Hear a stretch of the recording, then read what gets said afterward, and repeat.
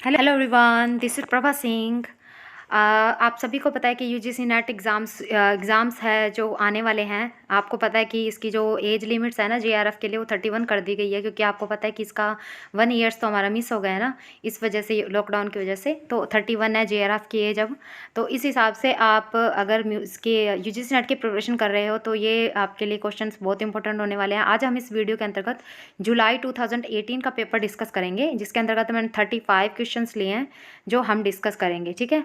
और अगर आप क्विज़ की रोज़ प्रिपरेशन करना चाहते हो तो आप हमें टेलीग्राम पर ज्वाइन कर सकते हो। टेलीग्राम पर भी आप रोज़ क्विज़ करवाई जाएगी, ठीक है। और बाकी प्रोसेस जो क्या है वो मैं आपको बता दूंगी। तो स्टार्ट करते हैं। देखो, इसमें से पूछा गया है कि निम्नलिखित में से कौन सा राग वक्र संपूर्ण है। तो आपको बताना है गौड़ सारंग है, यमन है, पूरिया कल्याण है या फिर बिलावल है। वक्र संपूर्ण राग इनमें से कौन सा है। इसकी क्वालिटी आप थोड़ी सी हाई कर लीजिएगा, क्योंकि ये शायद छोटे बहुत हैं, अल्फ़ाबेट्स दिख नहीं रहे हैं। तो आप क्वालिटी थोड़ी सी 240 या 340 कुछ कर लेना, ठीक है। अब आता है निम्नलिखित में से कौन सा राग वक्र संपूर्ण है। तो इसका आंसर जो आएगा वो आएगा गौड़ सारंग, ठीक है। गौड़ सारंग जो राग है वो वक्र संपूर्ण है। दूसरा क्वेश्चन आता है कि हमारा मापा धानी धापा गामा रेसा ये किस राग को दर्शाती है। तो ये रामकली को दर्शाती है। राग के बारे में पूर्वी तो नहीं दर्शाती है, ठीक है। पूर्वी नहीं है, ये जोगकोंस भी नहीं है, तो इसका आंसर रामकली होगा, ठीक है। तीसरा आता है हमारा विभिन्न स्रोतों से प्राप्त उपकरणों को शोध लेखन में शब्दार्थ सम्मिलित किया जा सकता है, ठीक है। ए तर्क है। किसी पुस्तक के लंबे अंश में ये शोधार्थी यदि केवल कुछ पंक्तियों को उद्धृत करना चाहता है तो वह मूल अंश के बीच के कुछ भाग को छोड़ भी सकता है। तो ये इसमें से आपको कौन सा सही लग रहा है, ठीक है। विभिन्न स्रोतों से प्राप्त उपकरणों को शोध लेखन में शब्दशः सम्मिलित किया जा सकता है।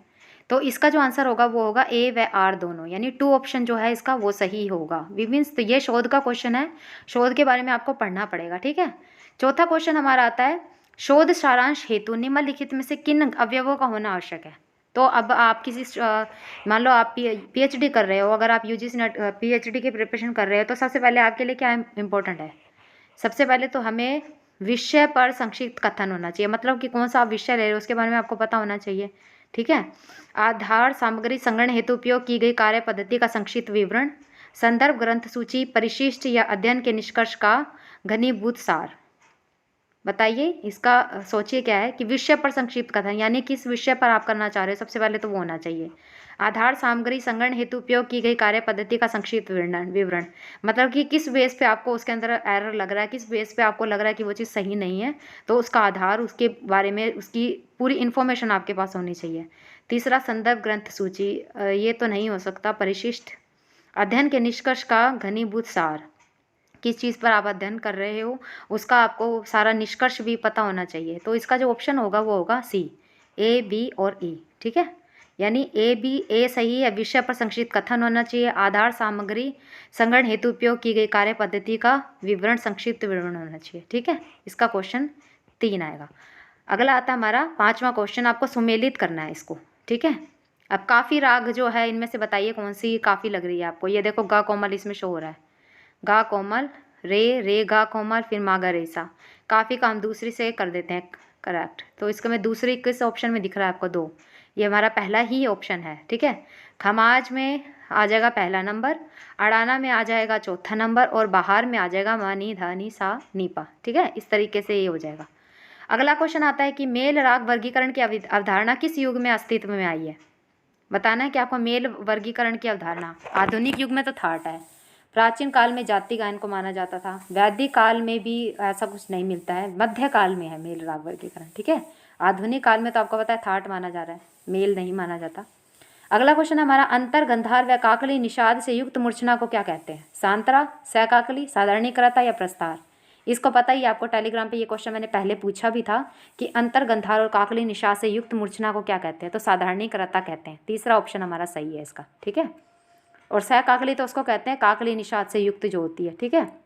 सांतरा उसको कहते हैं अंतर गंधार से युक्त जो होती है। अगला आता है मेल के समान शब्दों को इंगित कीजिए। मेल के समानार्थी शब्द आपको बताने, सभी को वो मेल बोला जाता है, ठाट को भी बोलते हैं कुछ लोग। संस्थान तो हमें ईरान में देखने को मिलता है, ईरानी में, ईरानी लैंग्वेज का ही। मुकाम भी ईरानी लैंग्वेज का है, मुकाम फारसी का कुछ देखने को मिलता है। थाट जो है ये आज हम बोलते हैं, यानी मेल को मध्यकाल में मेल बोला जाता है, थाट आज बोलते हैं। मुकाम भी बोला जाता है कहीं कहीं जगह पे, ईरान में, इस तरीके से। और ठाट भी बोलते हैं, ठाट को कोई ठाट भी बोलता है, ठीक है। तो इस तरीके से आप इसको ध्यान रखिएगा। संस्थान भी सही है, 12 मुकाम हंगाम, अगर इस बारे में आपने पढ़ा है, लोचन ने जो अपना ग्रंथ है उनका राग तरंगिणी, उन्होंने इसके बारे में बताया, मुकाम और हंगाम के बारे में, ठीक है। और संस्थान भी बोला जाता है, ठीक है, संस्थान भी सुनने में आता है। और ठाट तो है ही है। और बाकी मेल जो बोला जाता है, आपको पता है दक्षिण भारत में बोला जाता है इसको, है ना, कर्नाटक संगीत में। कर्नाटक संगीत में मेल बोलते हैं, उत्तरी संगीत में ठाट बोलते हैं। मुकाम तो हमें ईरानी संगीत में देखने को मिलता है, जो कि लोचन जी जो थे उन्होंने इसके बारे में बताया, ठीक है। और मेल वर्गीकरण की अवधारणा आपको पता है मध्य युग की है, लेकिन मेल को तो उसमें मानते हैं ना, कर्नाटक संगीत में मेल ही बोला जाता है। 72 मेल माने हैं, वेंकटमुखी, है ना। इस तरीके से ये क्वेश्चन हमारा सही होगा। अगला क्वेश्चन हमारा आता है 8वां तो मैंने करा दिया। 9वां देखते हैं हम। भरत के षड्ज ग्राम से कौन सा स्वर संवाद प्राप्त नहीं होता? सापा, सामा, रेपा या गानी? इसका ऑप्शन क्या है? अगर आपने भरत के बारे में पढ़ा है तो आप बता सकते हो आराम से। ऊपर वाला क्वेश्चन हमारे हो गए हैं, 6, 7, 8वां हमने कर लिया डिस्कस। 9वां है, भरत के षड्ज ग्राम से कौन सा स्वर संवाद नहीं निकलता? तो उन्होंने देखो स्वर संवाद सापा भी माना, सामा माना, गानी भी माना, लेकिन रेपा नहीं माना उन्होंने। रेपा को उन्होंने नहीं माना है, ठीक है। तो इसका आंसर जो होगा वो होगा ऑप्शन 3। अगला क्वेश्चन आता है, निम्नलिखित से कौन सी थाट राग जोड़ी सही नहीं है? सूहा कानड़ा, नायकी कानड़ा, सुग्राही कानड़ा या दरबारी कानड़ा? ये तो आप आराम से बता ही सकते हो, दरबारी कानड़ा साफ ही पता चल रहा है, सावरी थाट का है ये, है ना। अगर आप काफ़ी इनके वादी संवादी स्वरों की ट्रिक जानना चाहते हो तो आप वीडियो पे विजिट कर सकते हो, वहाँ पे मैंने वादी संवादी से रिलेटेड इंपॉर्टेंट क्वेश्चन डिस्कस करे हैं और इसको ट्रिक से बनाए, जिससे कि आपको काफ़ी सारी राग याद हो जाएंगी, ठीक है। सूहा कानड़ा काफ़ी का है, नायकी कानड़ा भी काफ़ी का है, सुग्राही कानड़ा भी काफ़ी का है, दरबारी कानड़ा जो है वो आसावरी थाट का है। अगला क्वेश्चन आता है, कल्याण में अल्जन्य दोनों मध्य युक्त रागों में विवादी स्वर के नाते कोमल नी का प्रयोग किस स्थान में किया जाता है? आरोह में। देखो आरोह में तो नहीं किया जाता, है ना। नी रे गा मा धा नी सा, हम तो नी शुद्ध ही लगाते हैं। अगर कल्याण, अगर हम यमन राग भी गाते हैं, कल्याण भी गाते हैं, तो नी शुद्ध लगता है आरोह में। तो इसका जो आएगा वो आंसर, सॉरी, इसका आरोह ही आएगा, ठीक है, आरोह आएगा। नी रे गा मा धा नी सा, अवरोह में नहीं, आरोह में। अगला आता है, भातखंडे के अनुसार वह कौन सा स्वर है जो वर्तमान में वादी संवादी नहीं हो सकता? ये ऑप्शन शायद आपको दिख नहीं रहे होंगे, रे गा मा और नी, ऐसा कुछ है। तो इसका जो आंसर होगा नी नहीं होता, वादी नहीं माना जाता। नी को कभी भी वादी नहीं देखने को मिलेगा आपको। नी, रे देखने को मिलता है, गा भी देखने को मिलता है, लेकिन नी नहीं देखने को मिलता। अगला आता है, बंदिश की किसी एक पंक्ति अथवा खंड में शब्दों और मात्राओं की यथावत रखते हुए से विभिन्न स्वर भिन्नता से गाना क्या कहलाता है? रूपक भंजनी, स्थायी भंजनी, चतुर्स्वर भंजनी अलाप्ति या प्रतिग्रहणी का अलाप्ति? तो इसका भंजनी, स्थायी भंजनी, अलाप्ति, डी होगा इसका, ठीक है। क्योंकि ये क्वेश्चन अगर आपने नहीं पढ़े ना, ये ऑप्शन है, ये राग परिचय की बुक है, उसके अंतर्गत ये सारे इसके बारे में डिस्कस किया हुआ है, आप उसमें से आराम से पढ़ सकते हो। अगला क्वेश्चन आता है, द्वैर्थ के पूर्व के स्वरों में स्वर समूह के उच्चारण को क्या कहते हैं? ये को कहते हैं, ये प्रथम स्थान में रखा जाएगा, द्वैर्थ वाला जो है। क्योंकि द्वैर्थ क्या होते हैं? द्वैर्थ होते हैं कि वादी स्वर से जो चौथा स्वर जो होता है ना, वो द्वैर्थ कहलाता है, और वादी स्वर से 8वां स्वर जो होता है वो द्विगुण कहलाता है। द्वैर्थ और द्विगुण के बीच का जो स्वर होता है वो स्वर स्थान कहलाता है। तो इसका द्वैर्थ जो है ना, इसको प्रथम स्थान में रखा गया, और द्विगुण जो है उसको द्वितीय स्थान में रखा गया, और स्वस्थान जो है उसको तृतीय स्वस्थान में रखा गया, ठीक है। अगला आता है, केदार, कामोद व छायानट के अंतर में वह कौन सी स्वराली है जो सभी में समान रूप से प्रयुक्त की जाती है? पाधा नीसा रेसा, माधा पानी, पासा सा रेसा या पापा नी रेसा? ये क्वेश्चन आप मुझे कमेंट में बताओगे, ठीक है। ये क्वेश्चन आप मुझे देखकर बताओगे पेपर के अंतर्गत, ठीक है। अगला आता है, पाश्चात्य संगीत को सिंबल क्वाड्रप ताल किस हिंदुस्तानी ताल के समान है? तो ये त्रिताल के समान है, ठीक है।